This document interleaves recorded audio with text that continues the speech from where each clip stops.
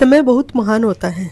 समय गरीब से अमीर बना देता है और अमीर से गरीब बना देता है। ऐसी ही कथा एक है सुदामा की।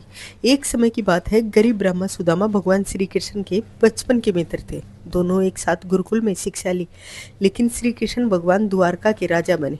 लेकिन सुदामा बहुत गरीब हो गए थे।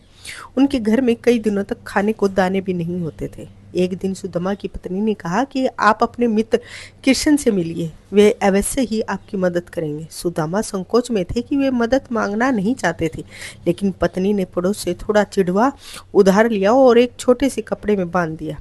जब सुदामा द्वारका पहुंचे तो महल के पहरेदारों ने उन्हें साधारण ब्राह्मण समझकर रोका, लेकिन जैसे ही कृष्ण को पता चला सुदामा आया, वे तुरंत सिंहासन से दौड़ आए। कृष्ण ने अपने गरीब मित्र को गले लगाया और कहा, मित्र, इतने वर्षों बाद आई हो। फिर उन्होंने सुदामा के पैर धोए और उन्होंने अपने सिंहासन पर बैठाया।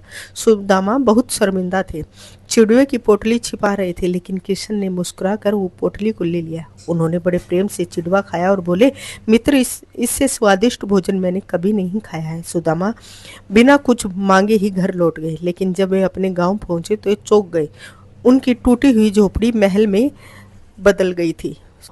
उनकी पत्नी सुंदर कपड़े पहनकर द्वार पर खड़ी थी। सुदामा समझ गई थी कि भगवान ने बिना मांगे सब कुछ दे दिया है। सच्ची मित्रता, सच्ची भक्ति मांगने की जरूरत नहीं होती, भगवान स्वयं भक्त को जरूर दे देते हैं। राधे राधे। श्री हरदास।